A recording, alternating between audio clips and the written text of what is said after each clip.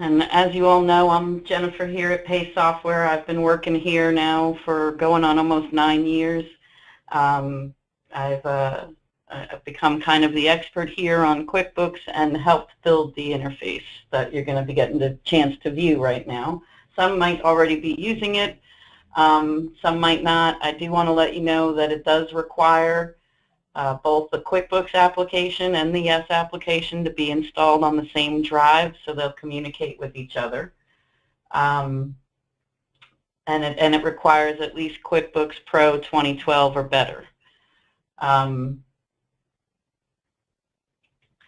One of the things that also is required in the Yes program itself is to be utilizing daily bookkeeping. I think all of you do utilize that already. Some might be doing end-of-day processing, which would require you to upgrade to the full accounting module of the Pay software. So I've got both Yes and QuickBooks open, so I have my QuickBooks open down here, and basically in the QuickBooks file, this is just a blank company file. There is nothing in it yet until we start transferring data over. I have a drawer open in the Yes program because I did want to walk through that process first and foremost because of the fact that there is a change in this process when you get on the version for the integration, and that has to do with prepayments. So I wanted to give you an opportunity to see that, see the drawer close in Yes, and then we'll bring everything over into QuickBooks. So my drawer is data for today, and this is our daily bookkeeping. If some of you aren't familiar, this is what it looks like. We start out by creating the drawer, and we bring in all our new transactions, and then we go to the next step, which is just a sales recap. Most of you are familiar with this, so I'm going to kind of breeze through this a little bit. But the prepayment section is where we've got our change, and typically you would just mark it off to be deposited, but when you're using the interface, you're getting another window, and this window needs to be answered. So the question needs to be answered on whether the rest of the invoice is going to close out to an accounts receivable account, or if the rest of the invoice is just going to close to another, a regular monetary value. So in this particular instance, I'm going to go ahead and say that it's going to close to an AR account, and I'm just going to choose one of my existings here. And then we still have to hit the Save button. And then when that goes into QuickBooks, that prepayment's actually going to show up in that AR account so that when the rest of the ticket closes, that payment can then be applied to that invoice. So that's the one major change, and then the other change is that you really should go through every section of your book, of your daily bookkeeping, to make sure that everything is in order. You want to make sure that these are the correct vendor invoice numbers. You want to assign the proper person to be doing your bookkeeping if you're not doing it yourself. You want to make sure that the person you do give that duty to is kind of detail-oriented and understands that there's other things that are going on in the background once a drawer is closed. But these different sections are how you validate everything that you're closing through the drawer. So then we get to our bank deposits, and you can see here that it has our deposits. These would be matched against what our true cash and check deposit slip says and what our credit card batch machine says. So I'm going to go ahead and deposit these, and I'm just clicking on the suggested because in this little demo where they're accurate. If there's ever a problem, you can always go back and find that problem. And then when we're in balance and we see we're in balance, we can just end the drawer shift. So that's what I'm going to do right now. And it's ending that shift that writes to the database that communicates to QuickBooks, and ending that shift is also what finishes the posting process. So the prepayment would not appear on the report until I close the drawer. And so if I now preview my drawer closing and my drawer summary, it gives me a list of everything that went through that drawer, what my deposits were, and the most important page on this is your general ledger recap, because these income and cost totals should match once this goes over into QuickBooks. So once our drawer is closed and we've printed out our summary, we then go up to accounting on the top toolbar, and we now have an option for accounting interface. And we have the drawer we just closed, and I have a prior drawer there that's waiting to be imported in. I'm going to just take the drawer that I just closed and bring that into QuickBooks. So I highlight it and I click Export. And the first time we export into QuickBooks, QuickBooks is going to ask us for permission because we're actually interfacing with them, so we have to allow it. And then once we allow it, we then start sending data over to QuickBooks. As you can see, like I said, the QuickBooks was pretty much a blank company file, so it is now creating the chart of accounts that didn't exist in QuickBooks. And it only will validate what was in the drawer that you closed. So it's not going to try and create all of your AR accounts, and it's not going to try and create all of your vendor accounts, and it's not going to try and create the complete chart of accounts from Yes. It will only validate and create whatever is in that drawer and isn't in QuickBooks. So we've already gone through the invoices that went over. The right-hand side here kind of step-by-steps it for you. And then we send over the vendor transactions. Then we send over our bank deposits. It also looks for the prepayments. So I'm going to close that and get my general ledger recap back up again, so I can show the totals. And I know this is kind of going really quick, but the actual interface is relatively quick. We no longer have to go to QuickBooks and click that we're importing in a file. Everything just flows right over to QuickBooks nice and smoothly. So here is our chart of accounts. So once we've brought the day into QuickBooks, the first thing we do is validate those figures. So we run a profit and loss standard inside QuickBooks, and we make sure we're looking at the exact same day that we brought over. And then we validate figures. And I am looking at the right date. And our labor sales are higher on our report. So this is a good way that we learn now how to troubleshoot that information that went over. So I click there. Let me go back to my actual daily bookkeeping report.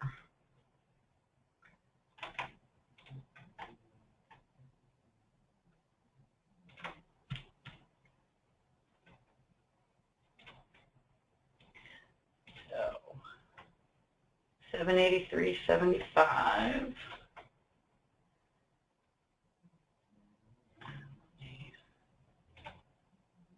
And 1104.74. Now there's a penny difference here, and that has to do with penny rounding because of the fact that QuickBooks only goes 2 digits past the decimal, and our program goes 4 digits past the decimal.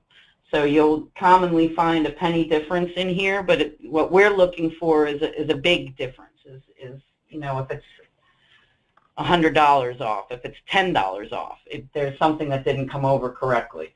And then we, you know, so the income accounts are all matching up with what's here.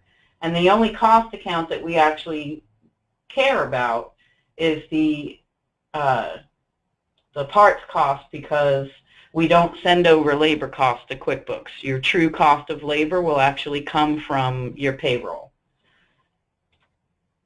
And I see this 472 on accessories, and I don't see it here, but I also don't see it down here. So I'm going to assume that our accessories is set up to post with this 865.73, because if you add those two figures together, it matches exactly what posted into parts cost. Once we've validated that information, then I can show you some of the rest of what went over. So the detail you get. So the first thing is it creates our Yes Export customer.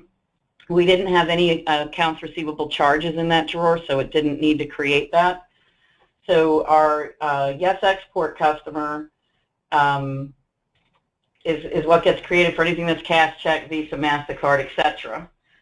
And as you can see, you get all the line item detail from the invoice that was in Yes, and the interface also knows that this invoice is paid.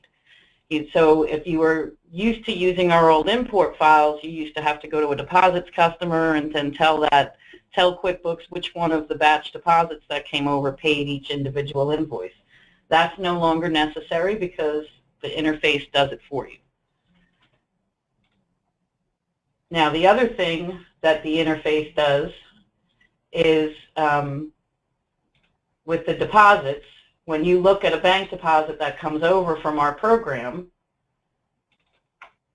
you actually get to see every single payment that made up that deposit type. And where the check number field is, this is actually the control number from the Yes program. So if you have a question about how that payment got, what invoice that payment was on, you'd be looking at the control number in Yes and matching these numbers.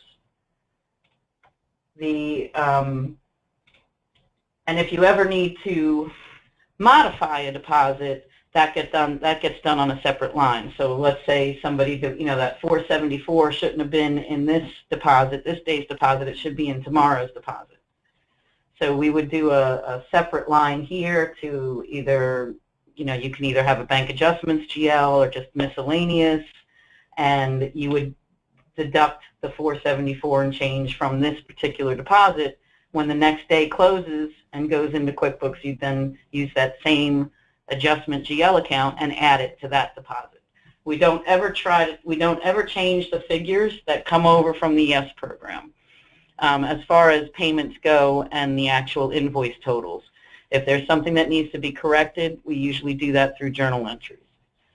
The other thing that the interface does, as you can see, it created all the accounts that we needed because they didn't exist here, and in parentheses is the actual GL number from our program. And we do that so you can always tell which ones were generated by our software and which ones were already existing inside QuickBooks.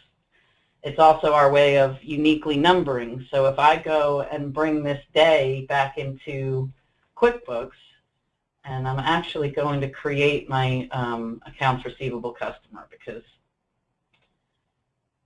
it didn't create the customer, which I believe was Bob's.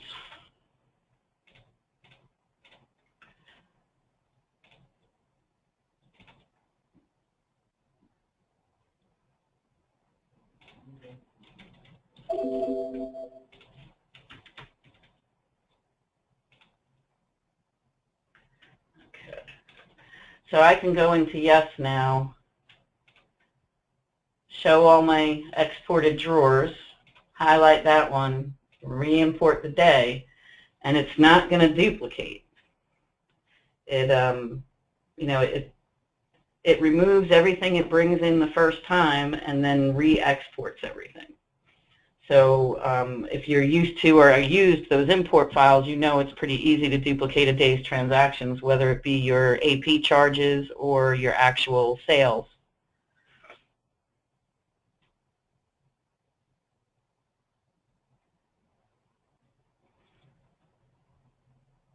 And we're just going to let that go back over so we can see that transaction. And this is one of my first webinars, so bear with me. I realize I might be going too fast and I might be stumbling a little on words, so I apologize for that. So that day is now there again. It still didn't. And the reason why Yes Export has this negative $200 is because typically prepayments will go to Yes Export unless they're told to go someplace else. And I'm in demo data, so I don't know if that's one of the reasons why it's not functioning the way it does in normal data, like your data, but it didn't put the $200 in Bob's, so I will have to correct that, but I believe it's because of the fact that I'm in demo data, and demo data is just a little different than your actual live data or init data. The other thing I want to show is the vendor transactions, because your vendor transactions are a little different. If you've used the import files, then you are familiar with the fact that we would normally send over and we'd be on this side of a vendor bill. And now with the integration, we're actually on the items side of the vendor bill. You still get the same detail that you were getting before, you know, what the actual purchase was and the control number that the purchase was on. The biggest difference is that because we're not just expensing and dumping into a GL account, in order to do a vendor credit that also appears on an invoice. So you get a couple parts, and on that vendor invoice they also included a credit for something. When you're doing the credit part, you still use the vendor invoice number from, you know, the original purchase of the parts, but on the credit side you'd put CM in front of the vendor invoice, because in QuickBooks you can only have a bill or a credit. You can't have credits on a bill. So that's typically one of the things that we would come across. And I've just created a blank state revenue. This is where sales tax gets posted to. And the other item I want to show is how we post for, you know, cost. Income comes from the actual invoices, but when any of our cost of goods post, it goes over by a journal entry. So if we find that somebody did a vendor invoice incorrectly and maybe fat-fingered an amount, and that vendor invoice and the invoice, the customer's invoice that it was sold on are both in QuickBooks, you would correct your vendor invoice, and then you would find your journal entry, which again is based off of the control number, so it'll have J for the journal entry, and then the next digits after that are the control number. So you would find the control number that you needed to correct the cost on, and then you would just double-click on it and fix the cost. So whichever one was incorrect, you know, like maybe this was supposed to be $32.66 and not $320, you would then go in there and correct it on both sides and then save it. So you can correct pretty easily any mistakes that were made in the YES program once they're over in QuickBooks. For right now, I think I'm just going to open up questions. I know some people came a little late, and I hope you got at least to catch the drawer going in and everything. Questions can be typed out in the chat. So if anybody has any, please feel free.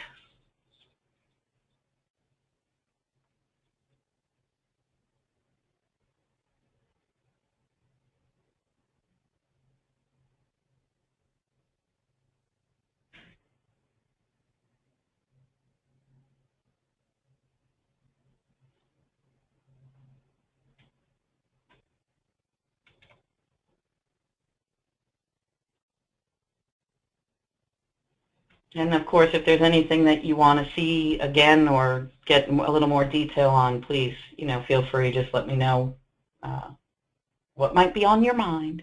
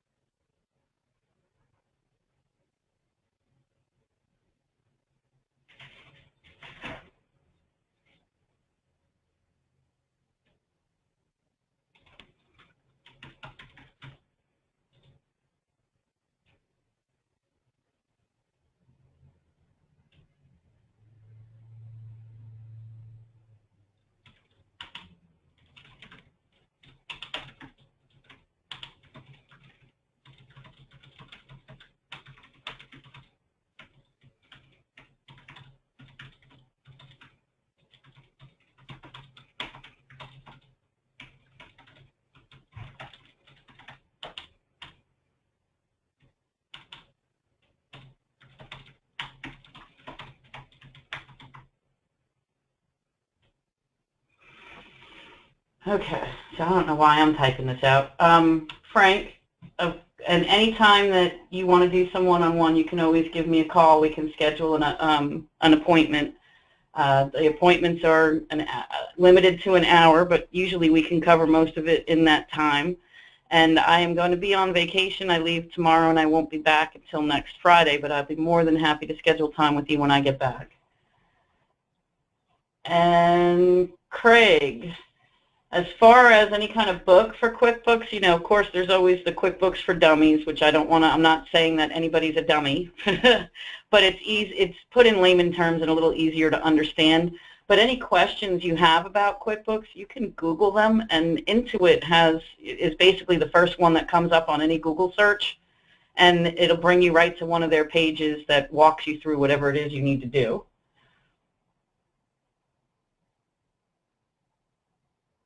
Okay, and Margie, QuickBooks does have to be on the same computer that we are installed on. Otherwise, we cannot communicate to the QuickBooks program.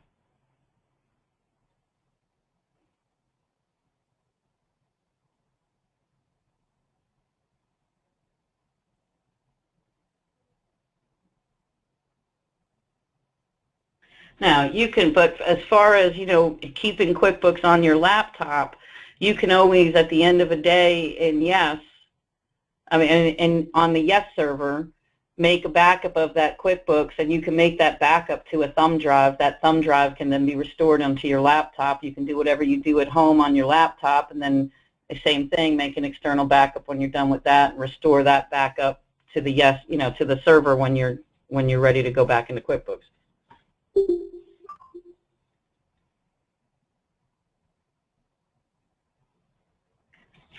Thank you, Frank. I hope I have a safe vacation.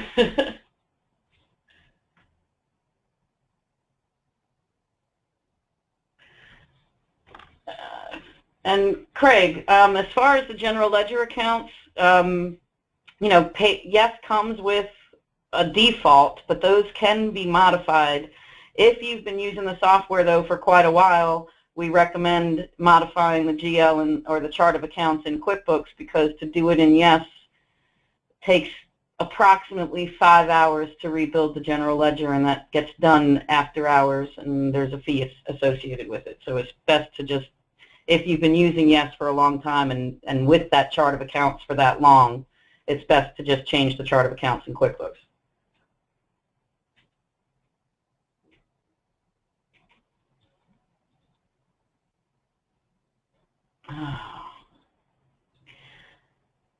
Now, that's a really good question, Margie, because I'm not quite sure how compatible the backups would be.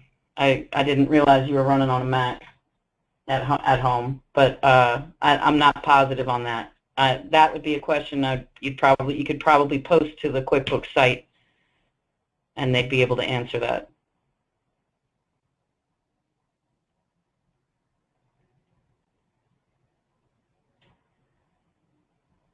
You're welcome. And this is probably one of the fastest webinars, but I mean, it's relatively simple. I mean, it's such an ease that the newer integration is. I mean, the biggest stumbling block for most is just getting the two programs on the same machine. QuickBooks has a built-in preference that is normally selected by default, and that's this keep QuickBooks running for quick startups. Doesn't make it any startup any faster. But what it does is if you're running on a server and you have 20 people that connect to that server, QuickBooks is running in the background for all 20 people. So that's one of the things that you'd want to make sure you uncheck once you get QuickBooks installed on your server.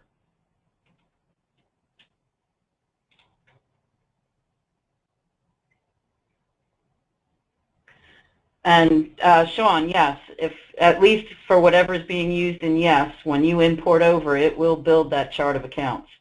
A few things have to exist to begin with, and that's your sales tax, general ledger, and your income account for labor. But everything else, it will build, and then you just create your own expense accounts as you see fit for the things you don't do in Yes. You know, when you would be then paying your rent and all the other utilities out of your QuickBooks.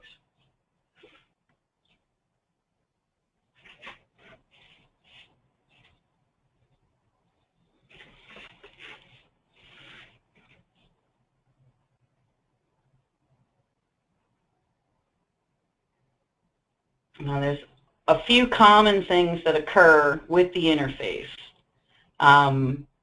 It's usually regarding prepayments. The first is you don't always know that the rest of the ticket's going to close out to AR, so you might choose the second option and then close the rest of the invoice out to AR. It's an easy fix, but it does require a call to us. We go in there and remove the apply of that prepayment, and then we do journal entries to move the prepayment from the Yes Export account to the correct customer account. The only other thing that has been coming across a lot is QuickBooks always has to be in single user mode, so you can't be in multi-user. It's never in multi-user mode. And if you ever move your company file, you have to change the data path inside the Yes program.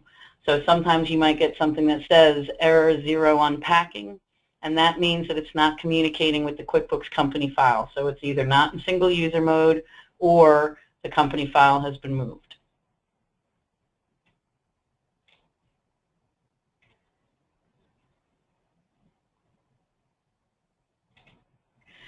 Sean, no, you would have to pick a starting date and then create your beginning balances, which I'd be more than happy to assist with.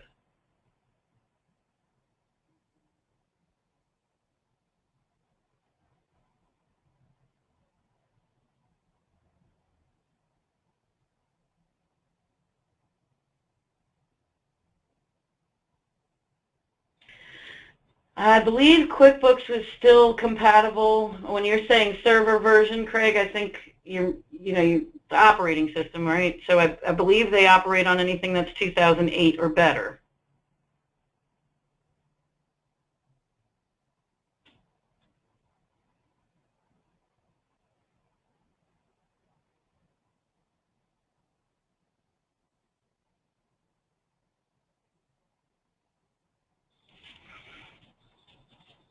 I'm not sure if any of you are running on anything late or earlier than that, but 2003 isn't supported anymore by Microsoft, and it's not supported by us anymore either.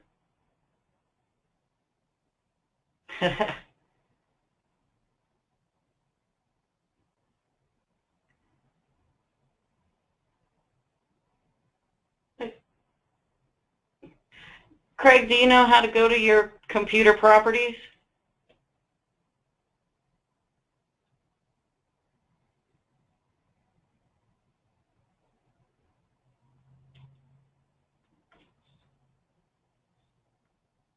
And that should tell you what operating system you're running. And if you're not getting a nice big window of white and you're just getting that little gray with the tabs on it, then you're probably on server 2003.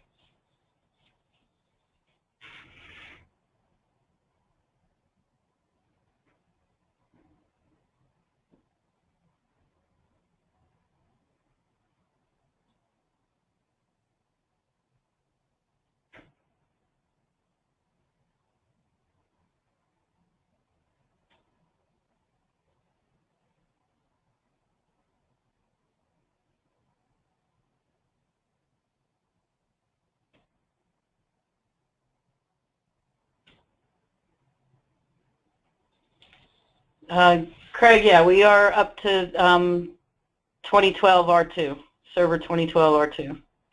I don't think they've got anything out yet better than that except for beta, and we're not doing anything with their betas.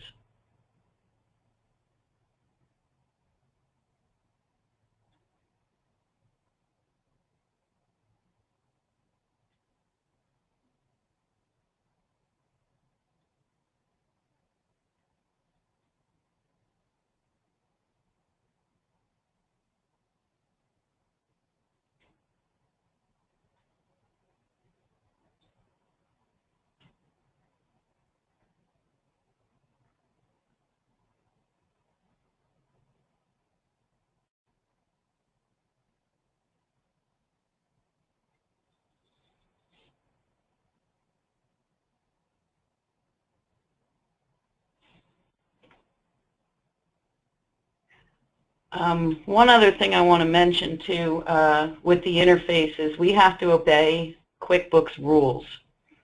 So some of our customers have given refunds to their customers and then, post negative invoices and create a negative deposit in our software. Our software will allow that. QuickBooks does not allow you to deposit negative money. So if you do have instances like that, the best practice is to allow your drawer to close out of balance, so that out of balance entry, once it gets posted in QuickBooks, can be moved to go to, refund, customer discounts and refunds, or whatever GL account you're using for that.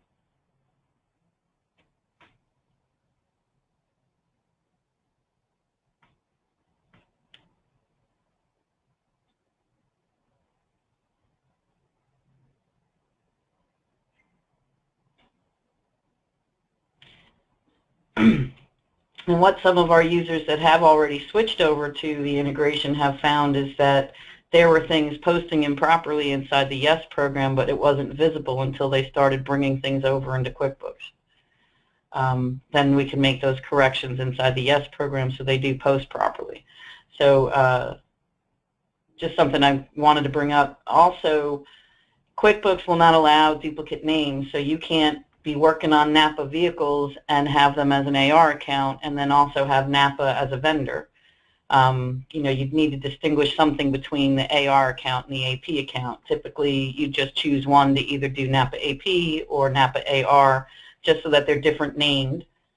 One of the other things is that you'll get something like that name's already in use, and when that occurs, it's either that the name inside QuickBooks is not in all caps, and it's upper and lower case, and then QuickBooks sees that as a duplicate name, or it's been marked as inactive, but you've activated it in Yes, but you didn't activate it in QuickBooks. Those are some of the common issues that occur so far. That we've had people now on this interface for a little over a year, about a year and a half now.